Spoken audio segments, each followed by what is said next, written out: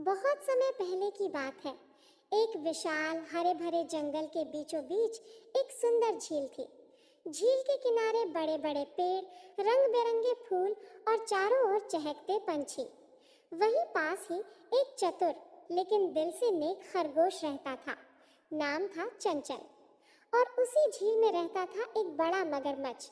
नाम था गजधर। दोनों की दुनिया अलग थी, पर किस्मत ने कुछ ऐसा लिखा था कि दोनों की राहें एक दिन टकराने वाली थी। एक सुबह जब सूरज की पहली किरण झील के पानी में सुनहरी लकीरें बना रही थी, चंचल झील के पास गाजर धोने आया। खरगोश मुस्कुराते हुए। अरे वाह, आज पानी कितना साफ है। चलो थोड़ी देर धूप भी सेक लूं। वो जैसे ही झील के पास बैठा, पानी के अंदर से एक बड़ा सा सिर निकला। पानी छपछपाया और सामने आया मगरमच्छ गजधर।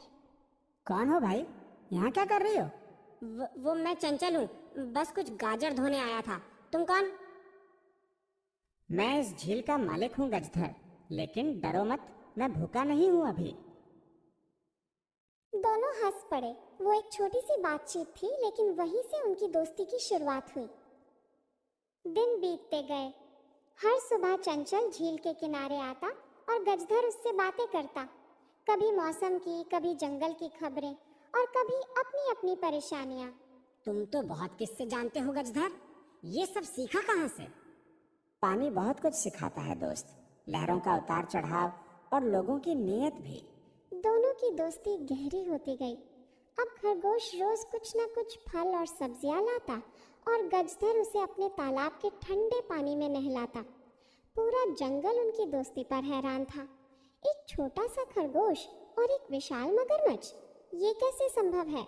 एक दिन जंगल की तोते ने गजधर से कहा, अरे गजधर भाई, तुम उस खरगोश पर इतना भरोसा करते हो, कहीं वो तुम्हें धोखा ना दे दे?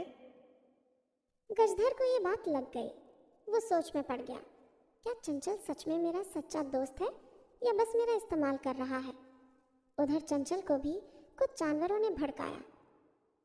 तुम उस मगरमच्छ के इतने पास जाते हो, कहीं वो तुम्हें एक दिन निगल ना जाए। दोनों के दिलों में संदेह की लकीर खिंच गई।